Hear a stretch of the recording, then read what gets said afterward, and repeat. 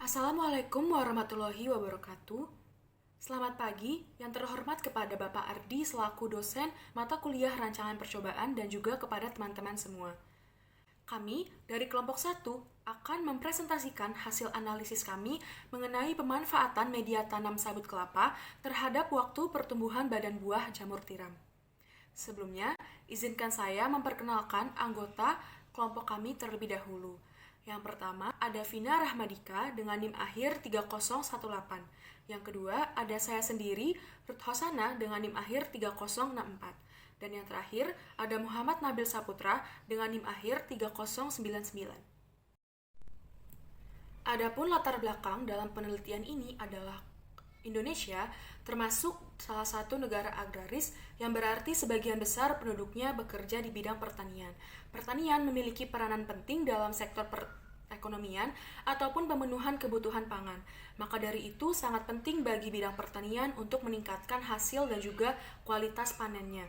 Salah satu hasil pertanian tersebut adalah jamur. Dari sekian banyaknya jenis jamur, jamur yang cukup populer adalah jamur tiram. Jamur tiram memiliki kandungan gizi yang tinggi dan juga sudah dibuktikan oleh beberapa penelitian bahwa kandungan senyawa kimia khas jamur tiram dapat mengobati berbagai penyakit seperti tekanan darah tinggi, diabetes, kelebihan kolesterol, anemia, dan lain-lain. Salah satu alternatif yang dapat digunakan sebagai media tanam ini adalah sabut kelapa. Sabut kelapa merupakan limbah lignoselulosa yang mempunyai potensi yang sedemikian besar, namun sayangnya belum dimanfaatkan sepenuhnya untuk kegiatan produktif yang meningkatkan nilai tambahnya. Berdasarkan uraian tersebut, maka telah dilakukan penelitian untuk membuktikan apakah sabut kelapa bisa digunakan sebagai media tanam alternatif untuk penumbuhan jamur tiram. Selanjutnya itu ada rumusan masalah. Berdasarkan latar belakang yang ada di atas, maka rumusan masalah dapat ditentukan sebagai berikut. Bagaimana pengaruh pemanfaatan media tanam sabut kelapa terhadap waktu pertumbuhan badan buah jamur tiram atau Phalaenopsis sp.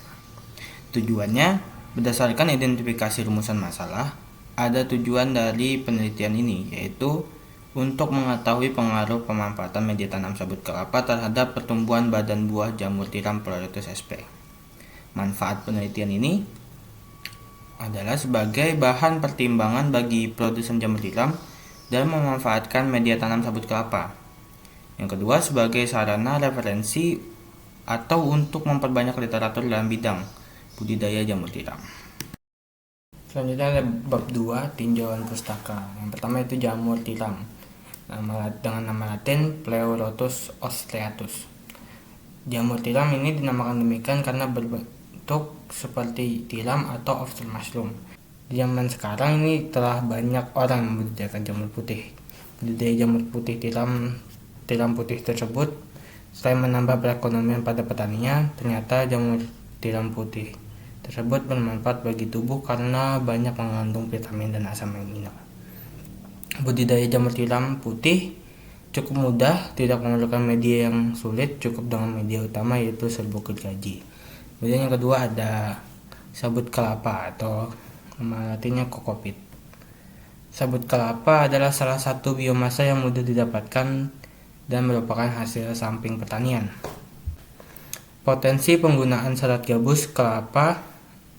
sabut kelapa sebagai biosorben untuk menghilangkan logam berat dari perairan cukup tinggi karena serat sabut kelapa mengandung lignin dan selulosa. Serat sabut kelapa sangat berpotensi sebagai biosorben karena mengandung selulosa yang di dalam struktur molekulnya mengandung gugus karboksil serta lignin yang mengandung asam phenolat yang ikut ambil bagian dalam pengikatan logam.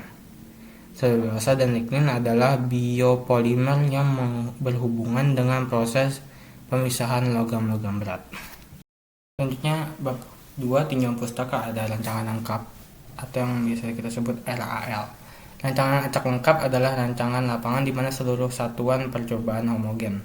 RAL merupakan rancangan yang paling sederhana jika dibandingkan dengan rancangan-rancangan lainnya. Dalam rancangan ini sumber keragaman yang diamati hanya perlakuan dan galat. Oleh karena itu, RAL umumnya cocok digunakan untuk kondisi lingkungan, alat, dan media yang homogen. Keempat ada uji Levene. Uji Levene digunakan untuk mengetahui apakah beberapa varian populasi data adalah sama atau tidak. Jika signifikan lebih besar dari 0,05, maka dapat dikatakan bahwa varian dari dua atau lebih kelompok adalah sama. Yang terakhir adalah uji normalitas. Uji normalitas adalah uji yang didapatkan dari sebaran data untuk mengetahui apakah data tersebut berdistribusi normal atau mendekati normal. Pada dasarnya, uji normalitas adalah suatu distribusi yang menunjukkan sebaran data yang seimbang. Jika digambarkan dengan histogram, akan menyerupai bentuk lonceng. Selanjutnya, ada bab 3 tentang metode penelitian. Yang pertama ada data dan sumber data. Data yang digunakan dalam penelitian ini adalah data sekunder yang mana telah dilakukan oleh peneliti sebelumnya di perumahan BTP Jalan Kejayaan Selatan 9, Blok K nomor 224 dan Laboratorium Botani di Departemen Biologi Fakultas Matematika dan Ilmu Pengetahuan Universitas Hasanuddin Makassar pada bulan Februari sampai Juni 2017.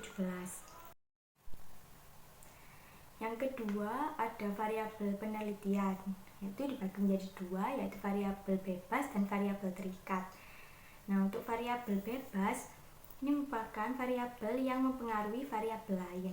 Nah, dalam penelitian ini yang termasuk variabel bebas yaitu media tanam sabut kelapa yang dibagi menjadi 4, yaitu untuk perlakuan 1, 2, 3, dan 4. Nah, untuk perlakuan 1 itu tanpa sabut kelapa, sedangkan perlakuan 2 itu dengan kapasitas sabut kelapa sebesar 25%, untuk perlakuan 3 sebesar 50%, dan perlakuan 4 sebesar 75% kapasitas sabut kelapa.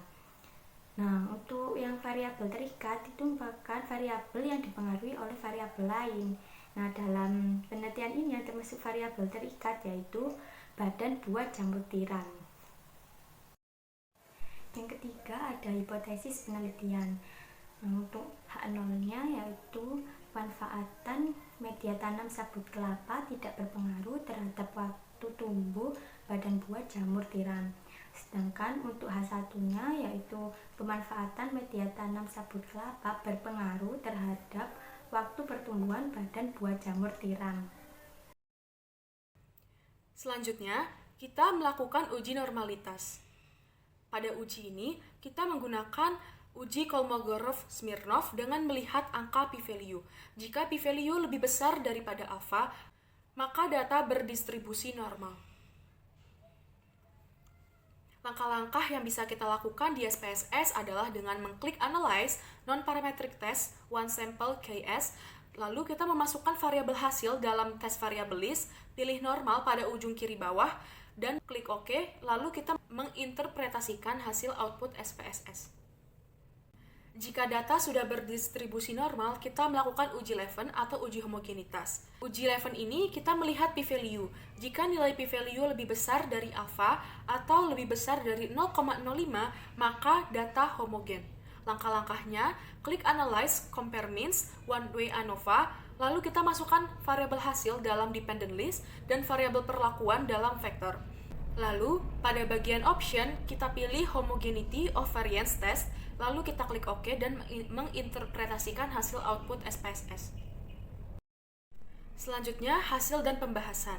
Untuk meneliti pengaruh media tanam sabut kelapa terhadap waktu pertumbuhan badan buah jamur tiram, kita melakukan penelitian dengan berbagai perlakuan. Perlakuan tersebut adalah persentase pemberian sabut kelapa. Di sini ada 4 perlakuan. Perlakuan pertama adalah menggunakan 0% sabut kelapa. Perlakuan kedua menggunakan 25% sabut kelapa. Perlakuan ketiga menggunakan 50% sabut kelapa. Perlakuan keempat menggunakan 75% sabut kelapa.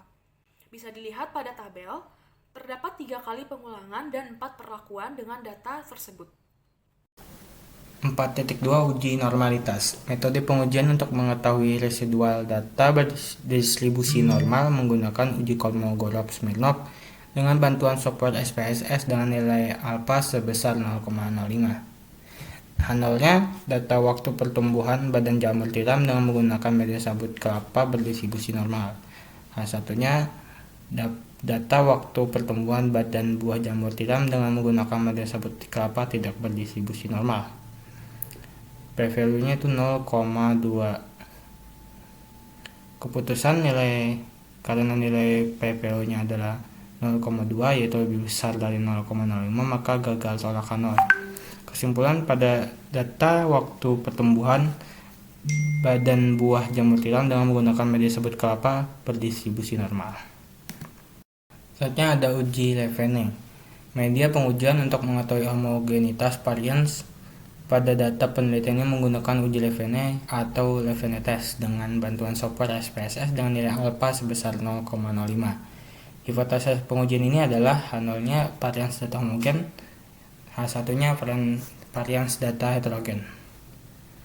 Terus uji Levene statistiknya ada 0,607. Terus P-value-nya 0,629. Keputusannya adalah karena nilai P-value itu lebih besar, yaitu 0,629, lebih besar dari 0,05 maka gagal tolak nol. Kesimpulannya varians data itu homogen. Selanjutnya dilakukan uji rancangan lengkap atau UW ANOVA, yang mana uji ini dilakukan untuk mengetahui pengaruh penggunaan media tanam sabut kelapa terhadap waktu pertumbuhan badan buah jamur tiram yang dilakukan menggunakan software SPSS dengan nilai alfa sebesar 5% atau 0,05. Nah, di uji ini menggunakan hipotesis 0, yaitu penggunaan media tanam sabut kelapa tidak berpengaruh terhadap waktu pertumbuhan badan buah jamur tiram. Sedangkan untuk H1-nya yaitu penggunaan media tanam sabut kelapa berpengaruh terhadap waktu pertumbuhan badan buah jamur tiram. Nah, diperoleh nilai signifikan yaitu 0,713 yang lebih besar dari nilai alfa sebesar 5%. Maka dapat diambil keputusan yaitu gagal tolak nol, sehingga dapat kita ambil kesimpulan bahwa penggunaan media tanam sabut kelapa tidak berpengaruh terhadap waktu pertumbuhan badan buah jamur tiram. Dari hasil penelitian waktu tumbuh badan buah, terlihat adanya perbedaan dari masing-masing perlakuan. Nah, untuk perlakuan 2 dengan kapasitas 25% sabut kelapa dan perlakuan 3 dengan kapasitas 50% sabut kelapa menghasilkan data pembentukan badan buah tertinggi dengan rata-rata 93,33 hari, sedangkan yang terendah terdapat pada perlakuan 4 yaitu dengan kapasitas 75% sabut kelapa. Nah, dari data tersebut dapat diketahui semakin banyak sabut kelapa yang diberikan, maka pertumbuhan badan buah jamur tiram semakin lama. Hal itu dikarenakan pada sabut kelapa mengandung kandungan lignin yang lebih tinggi dari selulosa sehingga mempengaruhi pertumbuhan badan buah jamur. Selain itu, waktu pertumbuhan badan buah jamur juga dipengaruhi oleh waktu pertumbuhan miseliumnya dan juga kurangnya unsur hara dan zat nutrisi yang dapat mengganggu pertumbuhan badan buah jamur. 5. Penutup. Untuk kesimpulan, berdasarkan data yang diperoleh dari hasil penelitian, dapat disimpulkan bahwa pemanfaatan media tanam sabut kelapa tidak berpengaruh terhadap waktu pertumbuhan badan buah jamur tiram. Hal ini dikarenakan nilai asymptotic lebih besar dari alfa atau nilai F hitung yang lebih besar dibandingkan nilai F table. Yang kedua ada saran.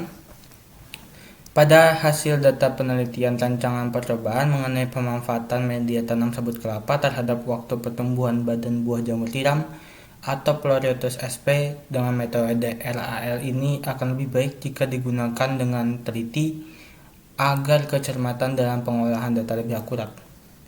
Terus yang kedua ada Balai Pengkajian Teknologi Pertanian perlu mengkaji ulang untuk mengetahui pengaruh media tanam sabut kelapa terhadap waktu pertumbuhan badan buah jamur tiram.